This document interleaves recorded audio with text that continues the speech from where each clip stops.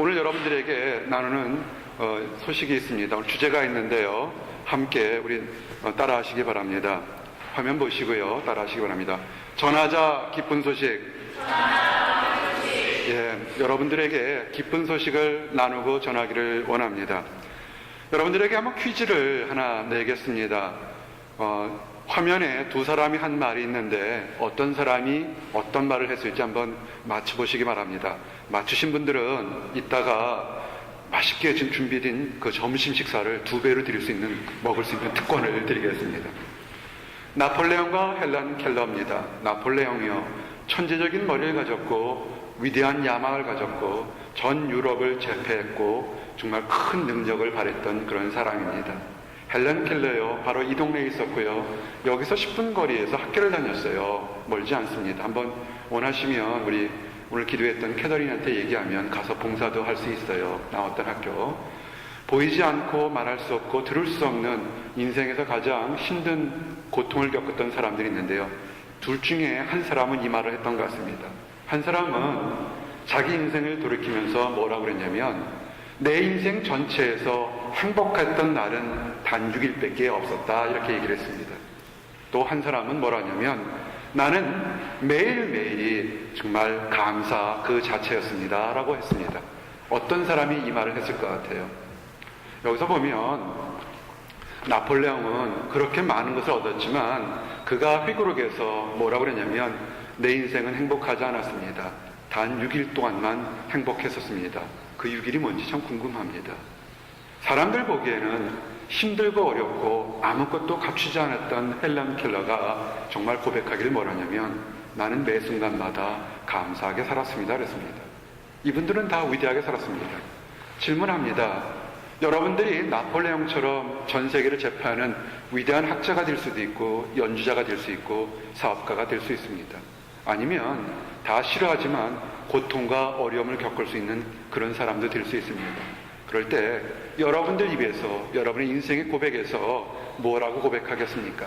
2011년을 살아온 고백, 또한 앞으로 2012년을 살아온 고백이 여러분들에겐 뭐라고 되겠습니까? 희망하건대, 기도하건대 헬란 켈러처럼 나는 매 순간 매 순간이 감사한 삶이었습니다, 이런 고백이 되기를 원합니다. 아멘.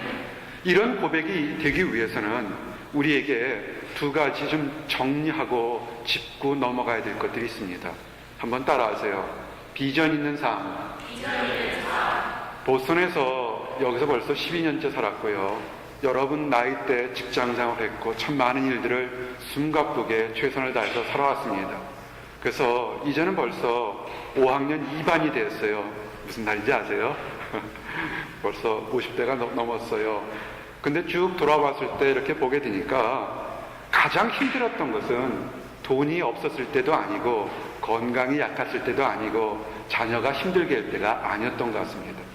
내 인생에서 가장 힘들고 어려웠던 건 뭐냐면, 하나님 안에서 가지고 있는 비전이 제대로 보이지 않았을 때, 그때가 가장 힘들었습니다. 여러분, 힘들고 어려운 것 아주 간단합니다. 여러분이 지금 하나님 안에서 크든 작든 비전이 있다면 이것은 행복한 삶을 살 수 있습니다. 오늘 주신 말씀이 뭔지 아십니까? 나의 하나님이여, 내가 주의 뜻 행하기를 즐기오니 주의 법이 나의 심중에 있나이다. 아멘. 보스턴에 와서 학업이나 연주하러 오신 분들, 또는 벌써 결혼해서 자녀를 양육하신 분들, 자녀가 성숙해서 그 다음 단계를 보는 많은 분들 중에서 여러분 가운데 하나님의 법, 하나님의 말씀이 크든 작든 가운데 있다면 여러분은 행복해질 수 있습니다. 아멘. 그래서 혹시라도 지금 힘들고 어렵다면 하나님의 법이 지금 내 안에 있는가, 말씀이 내 안에 있는가를 한번 다시 돌이켜보시기 바랍니다. 아멘. 하나님의 법이 있으면요 아주 기뻐하게 됩니다. 기쁨 있는 삶을 살게 됩니다. 왜냐하면 이것은 여러분의 능력보다 안에서 샘솟는 더 큰 기쁨이 있기 때문에 그렇습니다. 오늘 시편의 저자가 이렇게 고백한 겁니다. 내가 대의 중에서 의의 기쁜 소식을 전하였나이다. 아멘.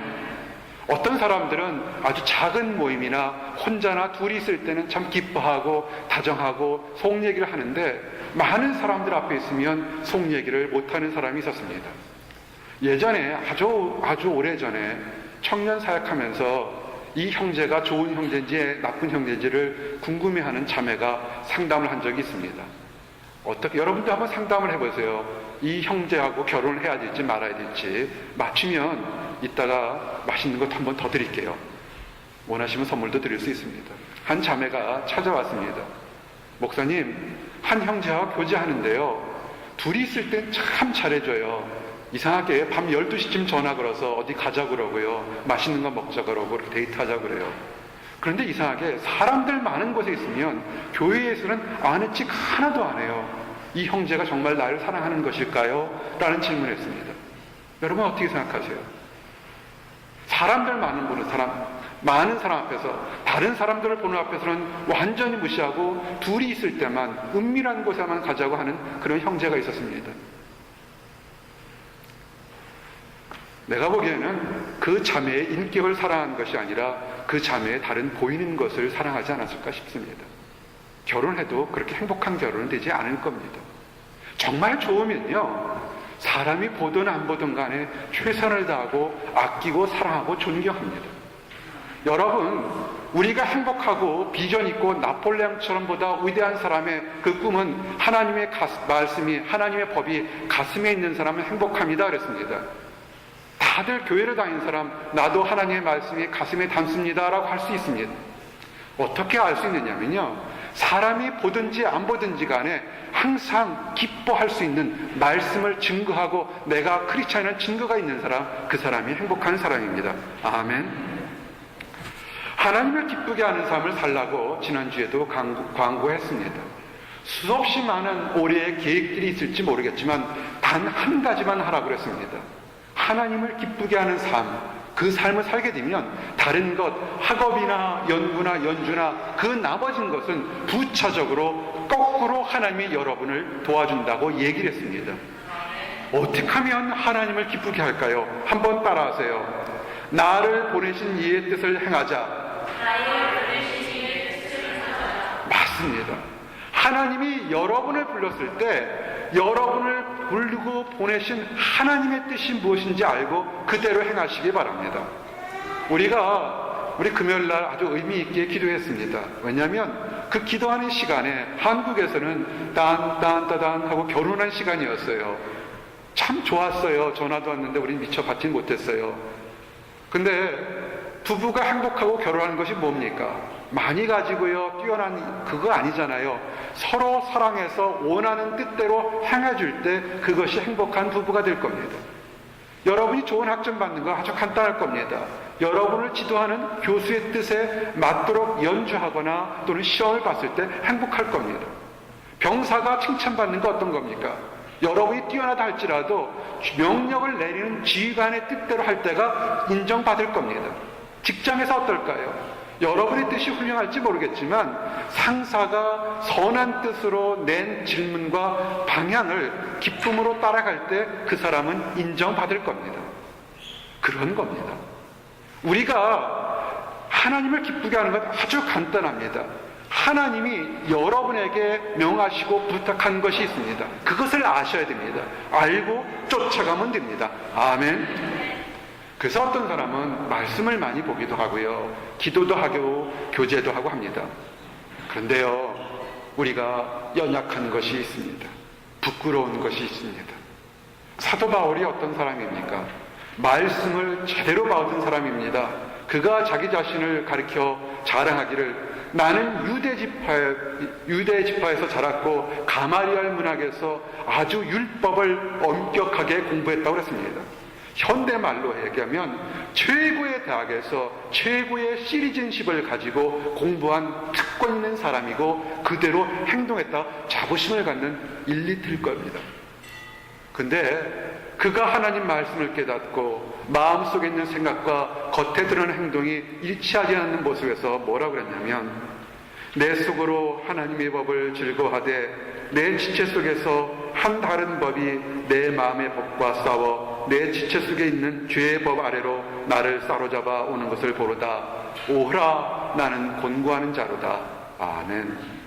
우리가 겉으로는 신앙생활을 한다고 하지만은요, 우리 힘대로 하게 되면 넘어지고 엎어집니다. 우리 결혼한 가정들, 크리스찬의 가정들 한번 나를 보세요. 옆에 남편 보지 마시고 아내 보지 마세요. 행복하십니까? 아멘. 그 고백에 축복이 있기를 원합니다. 근데 대답을 하면서도 약간 0.5초 동안 머뭇거렸던 사람들은 왜 그러냐면 행복해야 되는데 연약한 것이 있고 넘어진 것이 있고 아파지는 것들이 있습니다. 왜 그러냐면요, 여러분이 모태부터 하나님을 믿었건 나중에 하나님을 믿었건 구원받아서 우리 안에는 하나님의 법, 하나님의 사랑이 있지만 또 아직도 버리지 못하고 깨닫지 못한, 내다 버리지 못한 악한 것들이 우리를 계속 넘어지게 하려고 노력하는 것입니다. 그래서 사도 바울 같은 사람도 자기 자신을 돌이켜보니까 말씀도 많이 알고 하나님을 보고 하나님께 은혜도 받고 기적 같은 응답도 받았지만 자기 자신에게 답답한 모습이 있다고 고백한 겁니다. 이것이 때로는 우리에게 위로가 됩니다. 사도 바울도 연약하다고 그랬는데 우리 강하다고 자랑하지 맙시다. 아멘. 차라리 솔직하게 오라 나는 곤고한 자니 하나님 도와주시옵소서 이렇게 기도하시기 바랍니다. 아멘. 그러면 맨날 넘어지고 엎어지고 막 그렇게 살기를 원합니까? 아닙니다. 오늘 말씀을 통해서 우리가 기쁘게 살 수 있는 것, 그리고 하나님의 원하는 것이 뭔지 세 가지를 증거하기를 원합니다. 그래서 이 말씀 여러분에게 가슴에 머리에 담고 들어가서 행복한 삶, 우리의 주제가 뭡니까? 전하자 기쁜 소식, 무엇이 기쁜 소식인지 이 세 가지를 다른 사람에게, 여러분 자신에게, 가족들에게 나누시기 바랍니다. 첫 번째 따라하십시오. 성령의 법. 성령의 법을 이걸 나누시기 바랍니다. 그러므로 이제 그리스도 예수 안에 있는 자에게 결코 정죄함이 없나니 이는 그리스도 예수 안에 있는 생명의 성령의 법이 죄와 사망의 법에서 너를 해방하였습니다. 아멘. 할렐루야. 해방되었습니다. 아멘. 여러분 모든 삶 속에서 그리스도께서 우리의 연약함을 해방시켰습니다. 아멘. 이 해방은요 그저 심정적으로 영적으로 내 죄가 해방되었구나, 내 죄가 용서받았구나 여기만으로 그치는 것이 아닙니다. 여러분을 지긋지긋 둘러쌌던 2011년, 여러분을 옥매였던 열등감의 사슬, 물질의 사슬, 건강의 사슬, 환경의 사슬에서 해방되었습니다. 아멘. 이젠 자유롭게 사시기 바랍니다. 억만금을 가져도 거지 같은 생활을 하는 사람이 있는가 하면 작아도 당당하게 최고의 부호처럼 남들에게 나눠주는 아주 마음 큰 따뜻한 부자들이 있습니다. 저는 우리 교회를 생각할 때마다요 얼마나 자랑스러운지 몰라요. 다들 유학생활, 이민생활 힘들게 해서 다들 먹고 얻으려고 하는데 다들 바쁜 시간에 성도들 돕겠다고 음식 준비하고 따뜻한 전화하고 말 한마디 하는 거 얼마나 기쁜지 모릅니다. 아멘. 환경에서 놓인 겁니다. 우리 지난주에 유튜브에서 빛을 들고 세상으로 찬양 너무 좋았어요. 이제는 유튜브 들어가서요 한국말로 빛을 들고 세상으로 치면 가장 먼저 어느 교회가 뜨는 줄 알아요? 보스턴 목양교회가 떠요.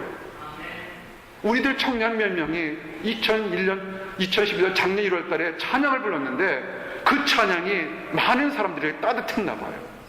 우리 자신감을 갖습시다. 아멘. 눈에 보이는 것 가지고 생각하지 마시고요. 수없이 많은 전 세계 2,000명, 3,000명, 아마 이제는 더 많은 사람들이 우리의 찬양을 듣고 위로받고 소망 가지고 있습니다.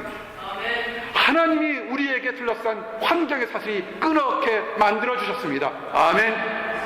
이것이 생명의 법입니다. 이제 여러분이 가슴이 있을 때 학업이 조금 못한다고요, 환경이 답답하지다고요, 옆에 사람과 다퉜다고요, 거기 보지 마시기 바랍니다. 우리 안에는 생명의 법이 있습니다. 아멘. 두 번째요, 따라하십시오. 새 가족의 법. 교회에서요 호칭이 있습니다. 교회에서 호칭이 어떤 거냐면요, 교인들이 있습니다. 이 교인이라고 그럴 때는 믿는 사람과 안 믿는 사람, 모든 사람을 가리켜 교인이라고 합니다. 사실은 교회의 처치 멤버라는 원래 멤버십은 하나님을 믿고 개인의 구세주로 영접하고 침례나 세례받은 이렇게 신앙적으로 성숙한 사람이 원래는 교인입니다. 근데 현대교회는 그렇게 믿고 안 믿고를 따르지 않아서 그냥 교회에 함께 출석하고 예배드리면 모든 사람들을 교인이라고 합니다. 근데 이렇게 하다 보니까 항상 교회에서 문제를 일으키는 사람 중에서 믿는다고 하는 사람도 문제를 일으키고 전혀 하나님을 모르는 사람들이 교회를 출석해서 교회를 통해서 악한 행동을 할 때 참으로 많습니다. 이건 마귀의 전략입니다.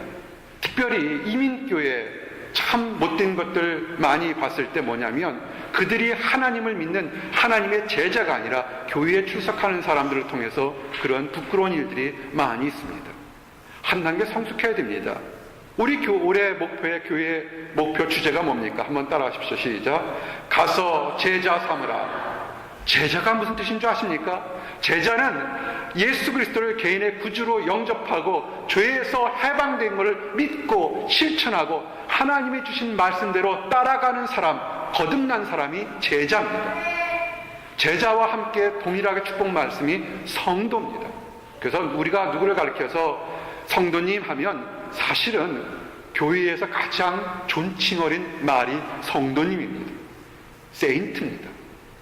근데요, 이 성도보다 어쩌면 더 귀하고 아름답고 좋은 말씀이 성경에 기록되어 있습니다. 우리 교회에서는 이런 호칭을 서로 불렀으면 좋겠습니다. 한번 따라하세요. 형제님, 자매님. 여러분 성경을 자세히 보세요. 예수님께서 부활해서 가장 첫 번째 하신 말씀이 뭔 줄 아십니까? 샬롬, peace be with you. 너에게 평화가 있기를 원하노라 그랬습니다. 그리고 제자들에게 뭐라고 그랬냐면 그 전까진 제자라고 그랬습니다. 하나님의 말씀을 듣고 깨닫고 실천하는 무리들을 제자라고 그랬는데 뭐라고 불렀냐면요, 참 말씀에 은혜가 되는 것이 가서 내 형제들에게 갈릴리로 가라. 아멘. 여러분 이 말씀을 듣고 춤을 추셔야 돼요. 이야, 예수님이 나의 형제가 되셨구나, 나의 빅브라더가 되었구나. 얼마나 좋은데요. 안 기쁘세요? 나는 얼마 전에 한국에 미션 출입 갔다가 대학교 총장님이 목사님 식사합시다 할 때 참 좋았어요. 보잘것없는 작은 목자 초당에서 밥 먹는데 어제 금요일날 얘기했잖아요. 이 동네 총영사께서 목사님들 불러서 식사 대접하겠으니까 오시겠습니까? 초대장 불렀대. 신났어요. 내가 대단한 것이 아니라 큰 분이 불렀으니까 얼마나 좋겠어요. 근데 여러분을 부릅니다. 누가? 만왕의 왕이신 예수님께서 종으로 부르는 것도 아니고 뭐라고 부르냐면 형제로 부릅니다. 자매로 부릅니다. 아멘. 이것이 우리에게 축복이 되는 것입니다. 새로운 가족, 하나님 안에서 능력이 된 것, 이것이 우리의 축복입니다. 아멘. 이걸 즐기시기 바랍니다. 교회에서 누구씨, 누구 박사 이런 거 하지 마세요. 사장님 이런 거 하지 마시기 바랍니다.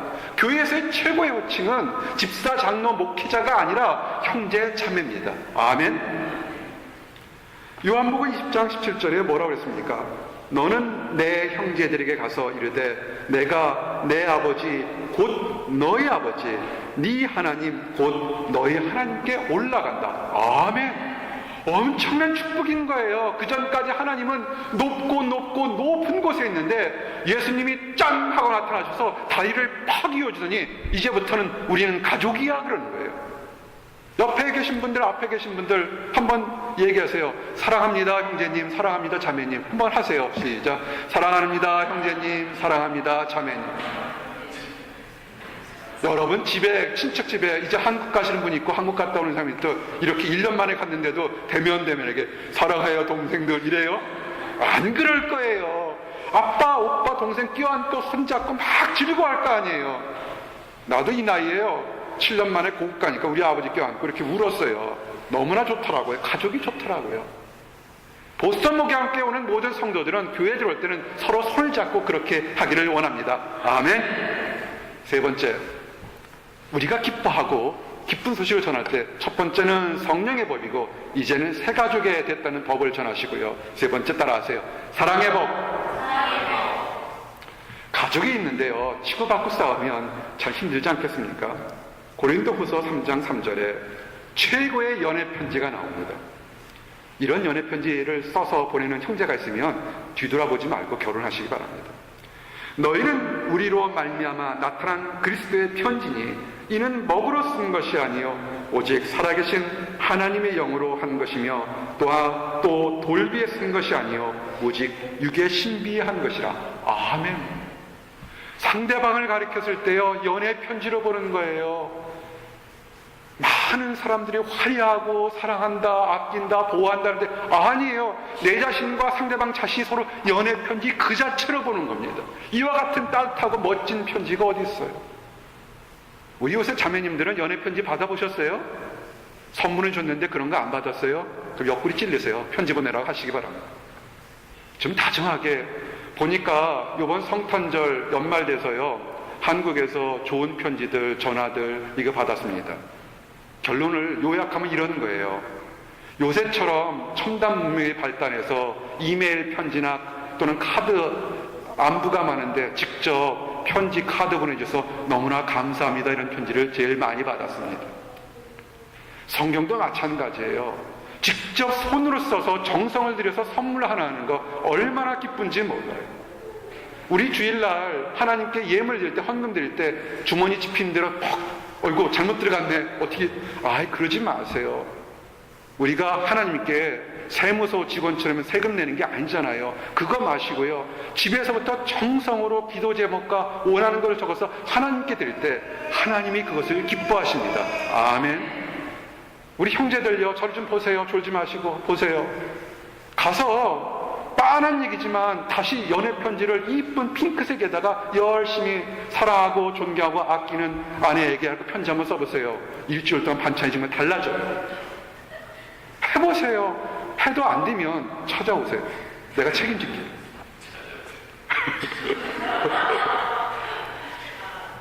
예수님의 사랑의 것일 겁니다.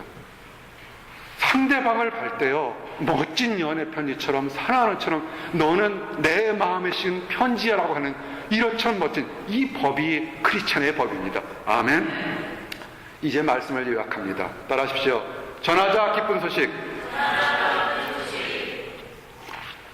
여러분들 이제 친교 시간부터 앞으로 이 세 가지를 전하시기 바랍니다. 우리에겐 생명의 법이 있습니다. 과거가 어쨌든 간에 지금부터 미래로 새롭게 살 수 있습니다. 아멘. 그 다음에 우리에게는 새로운 가족이 있습니다. 이미 좋은 가족, 육신의 가족으로 행복하신 분들도 있겠으면 참 축하드립니다. 그렇지만 이제 영적으로 우리는 모든 사람이 가족입니다. 아멘. 그리고 이제는 상대방을 볼 때 연애 편지처럼 영원히 변하지 않는 마음에 쓴 그런 편지가 되기를 원합니다. 아멘. 그래서 이 기쁜 소식 전해서 우리도 기쁘고 다른 사람도 기뻐서 내 일생 동안 감사한 적이 너무너무 많았습니다 고백하는 모든 사람들이 되기를 원합니다. 아멘. 기도합니다. 하나님 감사합니다. 주님께서 참 좋은 날 주셔서 우리에게 기쁜 소식을 전하게 하시면 감사합니다. 우리가 연약하고 넘어졌을 때 하나님 축복하시고 우리의 모든 허물과 사슬을 끊어주셨음을 감사합니다. 아버지, 종으로서 일평생 동안 살아도 감사하고 감지덕지 않은데 우리를 형제로 자매로 불러주심을 인하여 감사합니다. 하나님이 우리의 하나님 되게 하심을 인하여 감사합니다. 아버지, 이제 예수 그리스도 안에서 형제 자매된 우리 모두들이 서로 사랑하며 존경하며 상대방을 향해서 서로 사랑하는 편지가 될 수 있도록 인도하시고 도와주시옵소서. 아버지, 아직도 하나님을 알지 못해서 슬픔 가운데 낙심 가운데 있는 많은 사람들이 있습니까? 아버지, 그들에게도 이 기쁜 소식을 듣고 배우고 깨닫고 경험해서 새로운 삶을 살 수 있도록 인도해 주시옵소서. 감사드립니다. 예수 그리스도 이름 받들어 기도드렸습니다. 아멘.